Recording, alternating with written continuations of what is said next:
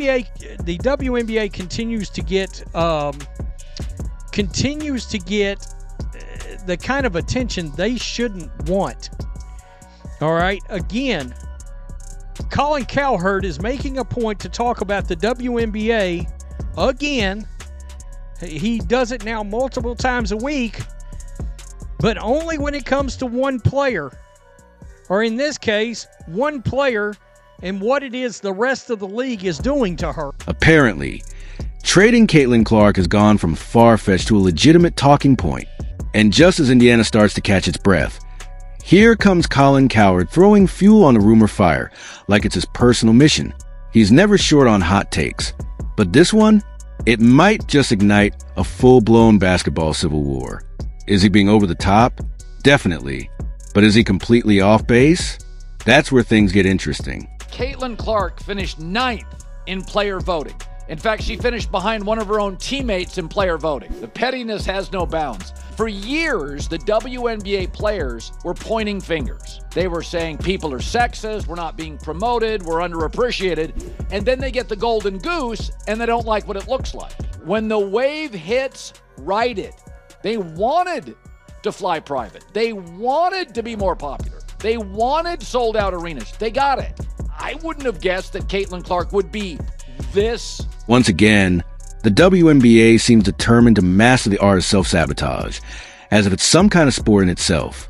Instead of focusing on building rosters or expanding the fan base, the league appears more interested in crafting headline-grabbing plot twists. The latest masterpiece? The idea of trading Caitlin Clark like she's a collectible card, and they're calling it strategy. As if that wouldn't ignite a league-wide inferno. Not just Indiana. This move would throw the entire operation into a spectacular firestorm of mismanagement and mayhem. This is clearly them cutting her down, because when you look at fan voting, obviously Clark is one, right? Because she has the most fans in the league. So that clearly biased. You go to the media voting. She was 3. She was 3. That actually makes sense. I agree. She's not having the best of years this year. She's actually, her shooting is down. Exactly. There's been a number of situations that she's just not played her best ball. But she is still much, eons better than a lot of the other players that they voted in front of her. Let's start with the obvious. Trading Caitlin Clark wouldn't just wreck the fever. It would tank the league's biggest and possibly only guaranteed draw. This isn't simply about losing a player. It's about losing the storyline. Clark isn't just running the offense. She's carrying an entire franchise, and let's be honest, dragging half the WNBA into the spotlight with her bare hands. Every ticket sold, every jersey flying off the shelves, every headline written, it all traces back to her.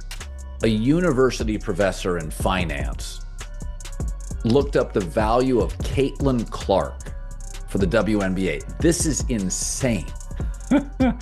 So this year,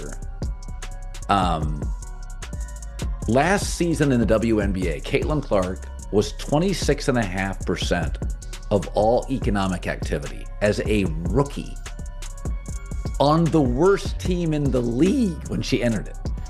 So now she has an 8-year, $128 million deal with Nike. So, she's going to eat. Merchandise in the league went up off a rookie from a Midwest-based school on the worst team in the league, $230. Now, picture this. Taking all that momentum and shipping it off in a FedEx box. It's the kind of move that makes fans chuck their remotes, cancel their season tickets, and start watching pickleball out of pure spite. There's dumb, and then there's historically stupid. This would be the latter, with extra sprinkles on top.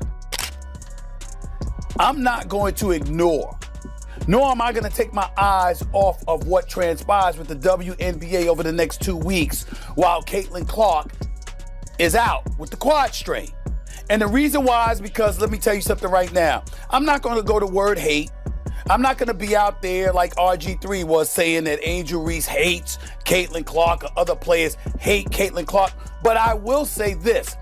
I don't think it's specific about Caitlin Clark. I think it's what Caitlin Clark represents. See, it's through no fault of Caitlin Clark.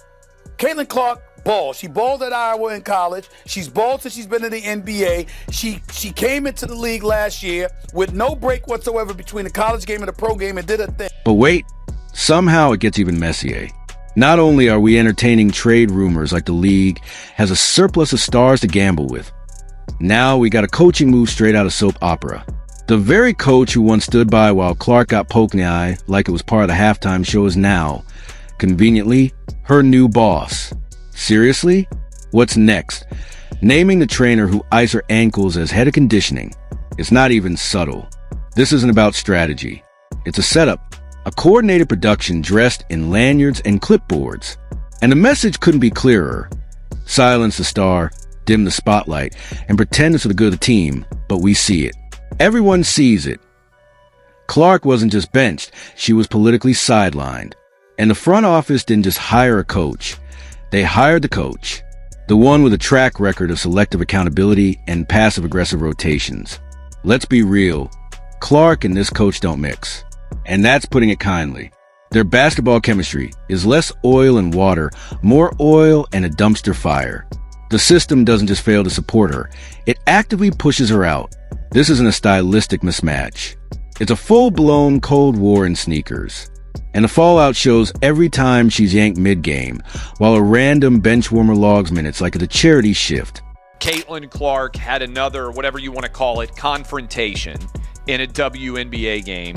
Like, why is this happening? The Caitlin Clark phenomenon is one that I got wrong.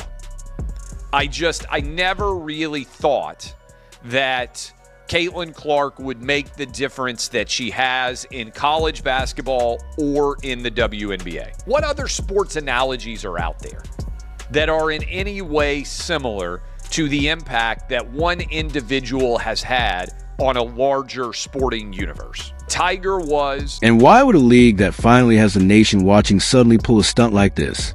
One word: control. Control the narrative. Control the star. Keep fans entertained, just enough to stick around, but not enough to feel empowered. Because the last thing they want is a player with real leverage. That's threatening. That's disruptive. That's someone you can't bench to. What happens when you can't stop the momentum? You hire someone who can. You dress up the takedown in smiles and sound bites and call it player development. But the only thing developing is a bad reputation and a fan base that's angry, vocal, and armed with receipts. This coach wasn't just hired, she was positioned. And if the conspiracy energy feels heavy, that's because it's practically smacking you in the face. Don't let anyone gaslight you into thinking this is just part of some normal rookie development arc. Please, Caitlin Clark isn't growing. She's being benched like a kid who dared to color outside the lines, so let's be clear. This isn't about basketball. It's calculated, it's political, and it's personal. And here's the kicker. People are pretending this coach is just playing it safe, like there's some grand long-term vision. But safe would mean using your best scorer, not muzzling her game and praying the fans are too distracted to notice. She doesn't always get the consistent great star whistle. I think they're still kind of figuring out how to officiate her. Right? Like I've said this for years when I covered Shaq and went to Shaq got fouled more than anybody I've ever seen. I mean, it was insane. People bounced off Shaq. Jokic complains constantly. Like, people are bouncing off me.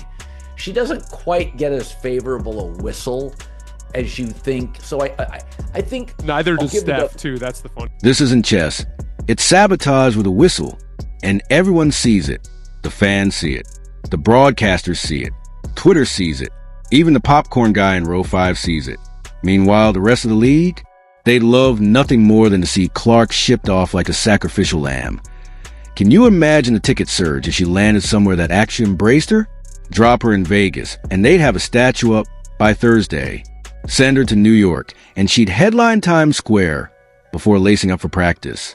But keep her in Indiana under this current regime? That's like storing fireworks in a freezer. No spark, no payoff, just cold disappointment. And yet, somehow, this narrative persists. Trading her would help the team. Help who exactly? The lottery odds? The backup point guard's confidence? The merch team that's already 2 months behind on Clark jerseys because, spoiler alert, without her, Indiana isn't rebuilding. They're vanishing. Clark is the reason national networks are dragging WNBA highlights out of the editing bay. She's why middle-aged guys who couldn't name 3 teams last season are now debating pick-and-roll coverages on Reddit. You don't trade that. You protect it like it's the Ark of the Covenant. We all know who Caitlin Clark is. She's the golden goose, laying those golden eggs for the WNBA to prosper. Well, a lot of times we notice that the WNBA is resisting this golden goose and resisting this bump and this force of nature, which is Caitlin Clark. So we're going to dive deep into that. What's behind that? Is jealousy, envy, pettiness, all the above, more than that? We're going to have to go